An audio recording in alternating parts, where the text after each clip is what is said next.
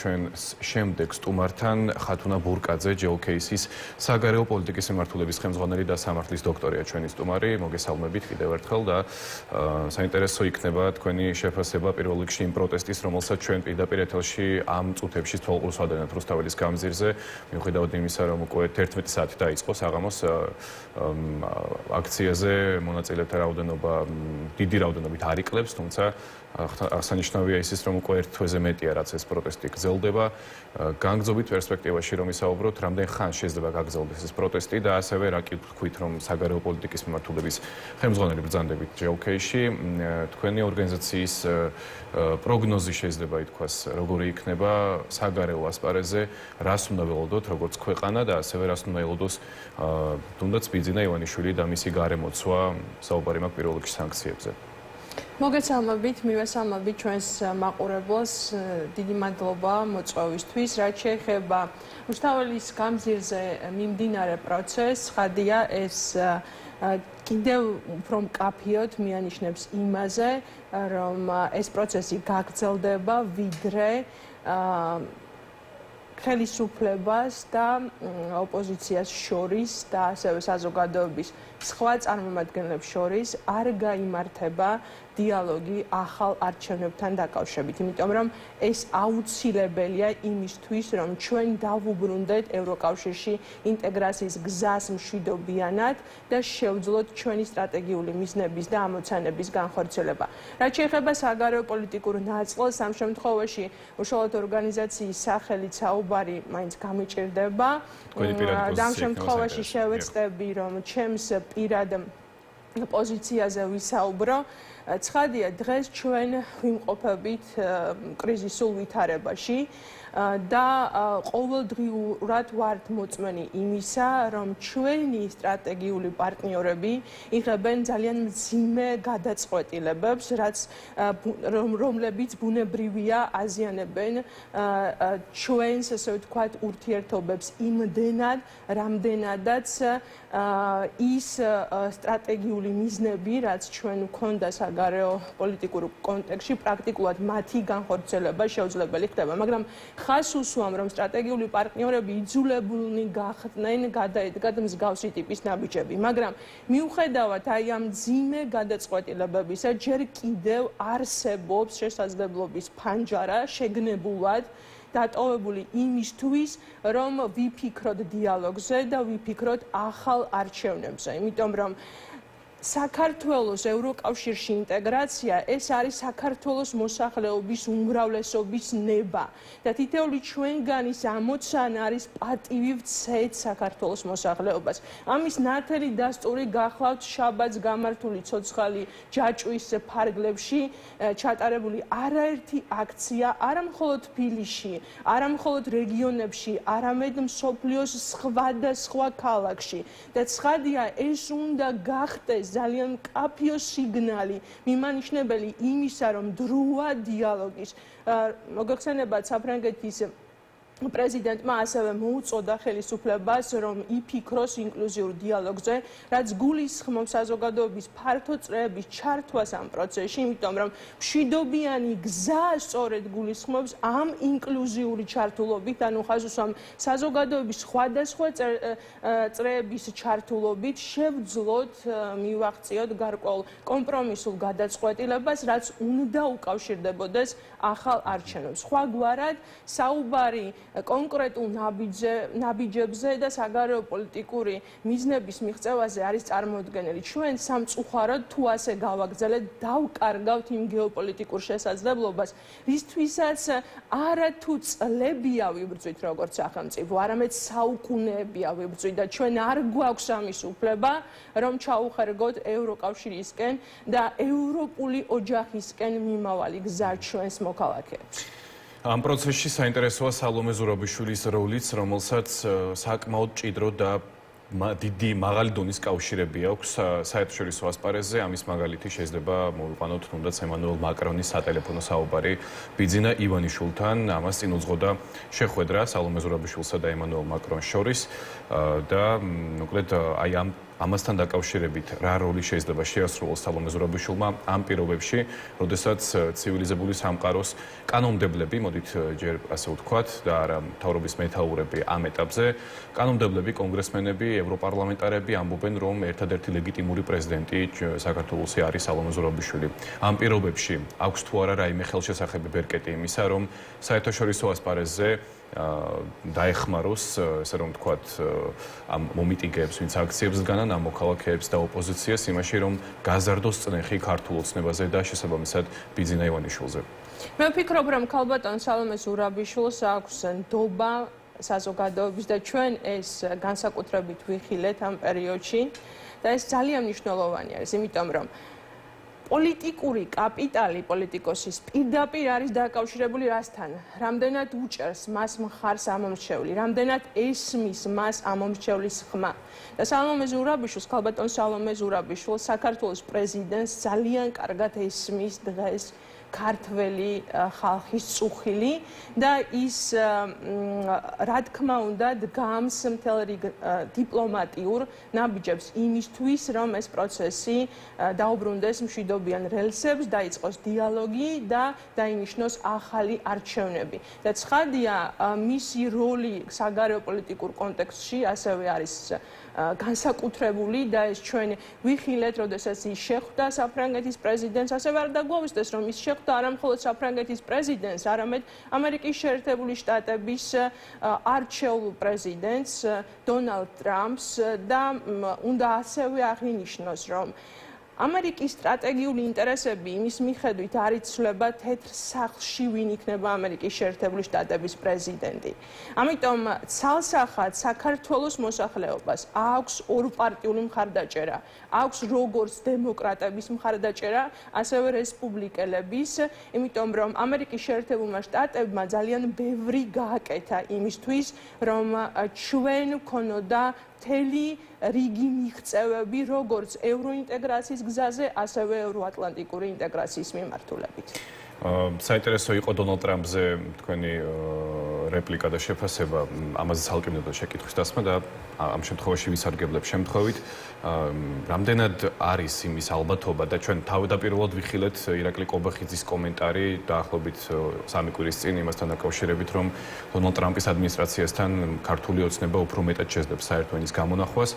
თუმცა ბოლო დღეებში ვხედავთ იმასაც, რომ შედარებით უფრო შეიცვალა მმართველი პარტიის წარმომადგენელთა რიტორიკა, მის მაგალითია მამუკა მდინარაძის შეფასება, რომ ერთ-ერთ ტელეარხის ეთერში მან განაცხადა, რომ ასე მალე უცებ ვერ მოხდება, ესე რომ ვთქვათ, გადატვირთვა ურთიერთობების საქართველოს და ამერიკის შეერთებულ შტატებს შორის.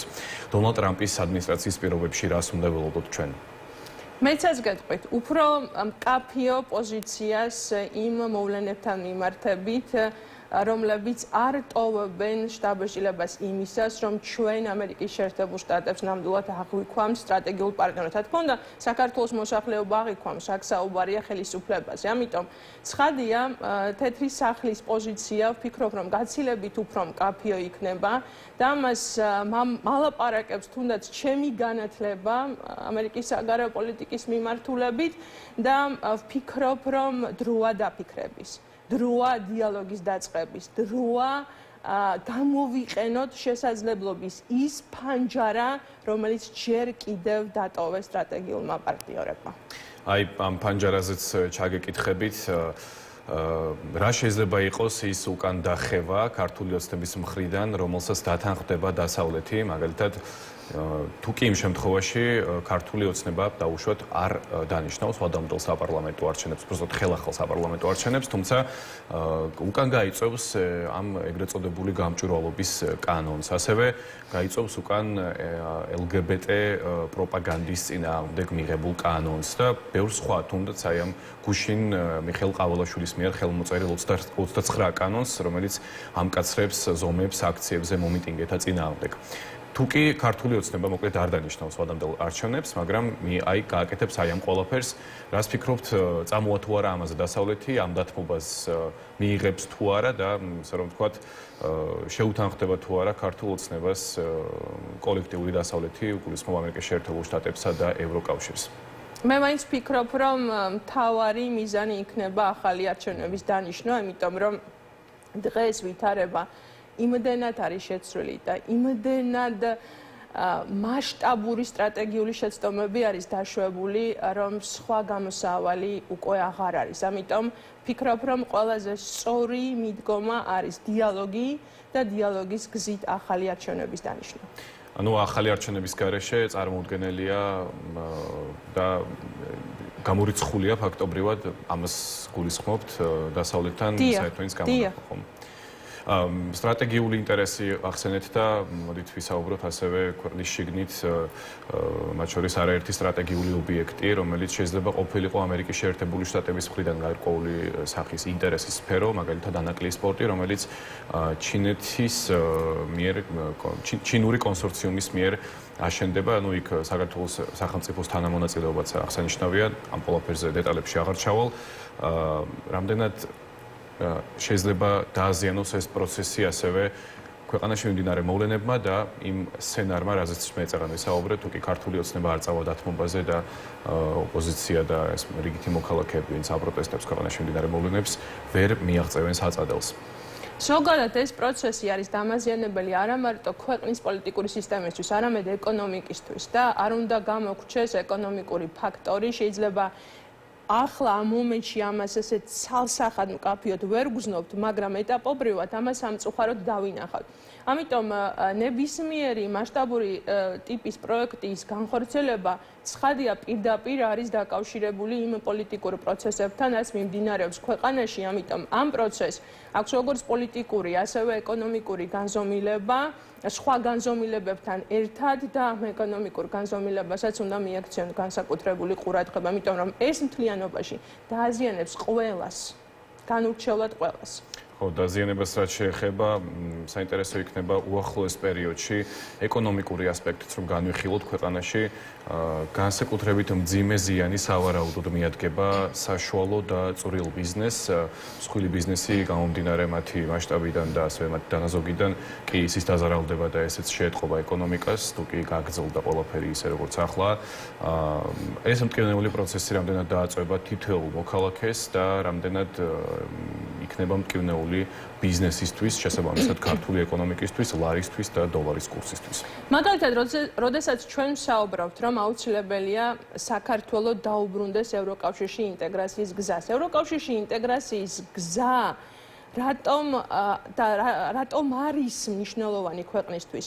იმიტომ რომ ეს ქმნის დემოკრატიული რეფორმების განხორციელებასთან ერთად ეკონომიკური რეფორმების განხორციელების აუცილებლობას. ანუ კიდევ უფრო მეტი სიცხადისათვის. მაგალითად, როდესაც მოლდოვამ დაიწყო გაწევრობის თაობაზე მოლაპარაკებები ევროკავშირთან, როგორც კი იქნა მიღებული ეს გადაწყვეტილება, მარტო მილიარდზე მეტი ევრო გამოიყო ეკონომიკური რეფორმების და ეკონომიკური სტაბილურობისათვის.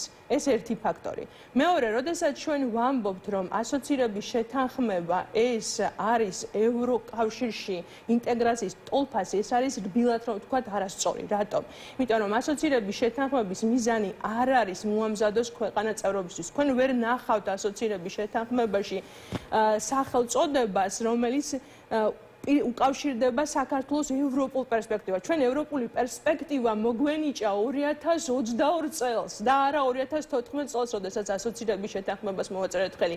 ანუ ასოცირების შეთანხმების მიზანი არის მხოლოდ ეკონომიკური ინტეგრაცია გარკვეულ დონეზე და პოლიტიკური ასოცირება და ის არის შემუშავებული ევროკავშირის სამეზობლო პოლიტიკის ფარგლებში. მაგრამ როდესაც ქვეყანას ენიჭება ევროპული პერსპექტივა და ასევე მას 2023 წელს მიენიჭა კანდიდატის სტატუსი, რატომ იყო აუცილებელი 2024 წელს გაწევრების თაობაზე მოლაპარაკებების დაწყება? იმიტომ რომ ეს შექმნიდა საფუძველს ფინანსური მხარდაჭერის იმისთვის, რომ ჩვენ ყველა საკვანძო სფეროში, 35 სფეროში განგვეხორციელებინა რეფორმები, საუბრობ განათლების სისტემაზე, საგანდაშახადო სისტემაზე, მომხმარებელთა უფლებების დაცვაზე, ბიზნესის დაცვაზე და ასე შემდეგ. და როდესაც ჩვენ ამ ყველაფერზე ვამბობთ უარს და ამავდროულად სამწუხაროდ ამერიკის შეერთებულ შტატებს უწევს სტრატეგიული პარტნიორობის შესახება ქარტიის შეჩერება, რომელიც მოიცავს თავდაცვას, უსაფრთხოებას, განათლებას, ჯანდაცვას, ეკონომიკას,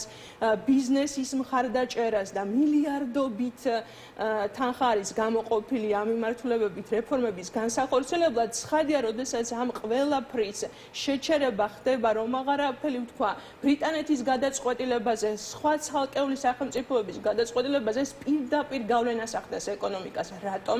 იმიტომ რომ ჩვენი ეკონომიკური სისტემები პირდაპირ არიან დაკავშირებული დასავლურ ინსტიტუციებთან და თუ ჩვენ დასავლურ ინსტიტუციებთან არ ვიქნებით ინტეგრირებულები, თუ ჩვენ ვიქნებით სანქცირებულები, ცხადია, ეს გავლენას მოახდენს ყველა აქტორზე აბსოლუტურად, რაც დააზიანებს ქვეყანას და ამიტომაც ვამბობ, რომ დღეს დგას გამოწვევის წინაშე არა მხოლოდ ევროკავშირში ინტეგრაციის პროცესი, არამედ ჩვენი სახელმწიფოებრიობა დგას დღეს გამოწვევის წინაშე, იმიტომ რომ არ დაგვავიწყდეთ, ჩვენ ვართ მცირე სახელმწიფო და ჩვენ პარტნიორების მხარდაჭერის გარეშე ვერ შევძლებთ დემოკრატიული პოლიტიკური სისტემის ჩამოყალიბებას, ვერ შევძლებთ ჩვენი მოქალაქეებისათვის ეკონომიკური შესაძლებლობების შექმნას, მეტიც გლობალიზაციის პირობებში დიდი სახელმწიფოებიც კი ვერ უმკლავდებიან თელრი გამოწვევებს პარტნიორი სახელმწიფოების მხარდაჭერის გარეშე. ამიტომაც ჩაიდო საქართველოს კონსტიტუციის 78 მუხლში შემდეგი დათქმა, რომ კონსტიტუციური ყველა ორგანო არის ვალდებული ყველა ზომა მიიღოს იმისთვის, რომ ხელი შეუწყოს საქართველოს ევროპულ და ევროატლანტიკურ სტრუქტურებში ინტეგრაციას. ასევე მე მაქვს იმედი, თქვენ პირველ კითხვას მინდა დაუბრუნდე შეჯამებისთვის, რომ 2024 წელს ჩვენ ვიხილეთ, რომ რუსთაველის გამზირზე ახალი საქართველო დაიბადა და დარწმუნებული ვარ, აღნიშნული ახალი საქართველო შექმნის იმ მყარ საფუძველს, რომელიც ქვეყანას მშვიდობიანად ხაზს უსვა, მშვიდობიანად დააბრუნებს ევროკავშირში ინტეგრაციის გზაზე. რატომ არის ეს აუცილებელი? როდესაც თქვენ მეკითხებოდით ასევე საგარეო პოლიტიკაზე, წლები ამ პროცესში ვარ ჩართული. როგორ ფიქრობ, დღეს საქართველოს აქვს რეალური მექანიზმები საერთაშორისო არენაზე დაიცვას თავისი ეროვნული ინტერესები? არა სამწუხაროდ. მარტო ტრანზიტი არ არის საკმარისი. მარტო ასეთი ტიპის პროექტები არ არის საკმარისი შენი ეროვნული ინტერესების დასაცავად და როგორც კი საქართველოს გახდება ევროკავშირის ფასოვანი წევრი, მას ექნება საშუალება საკუთარი ხმით, წარმოიდგინეთ, გერმანელებთან, ფრანგებთან, იტალიელებთან, ევროკავშირის სხვა წევრ სახელმწიფოებთან განსაზღვროს ევროპული პოლიტიკა, რომელიც არის გლობალური საერთაშორისო პოლიტიკის განუყოფელი ნაწილი და ეს აბსოლუტურად სხვა ტიპის პერსპექტივებს პირდება საქართველოს მოქალაქეებს და ცხადია, საქართველოს ევროპული იდეა არის უკვდავი და ის აუცილებლად განხორციელდება. ძალიან დიდი მადლობა ქალბატონო ხათუნა ამ უმწურავი პასუხებისთვის და საინტერესო საუბრისთვის. ბოლო შეჯამება განსაკუთრებით საინტერესო იყო. ამით უნდა დაგემშვიდობოთ და კიდევ ერთხელ მადლობა სტუმრობისთვის. ჩვენი სტუმარი იყო მაყურებელს შევახსენოთ ხათუნა ბურკაძე, JOKC-ის საგარეო პოლიტიკის მიმართულების ხელმძღვანელი. ვისაუბრეთ ამ შემთხვევაში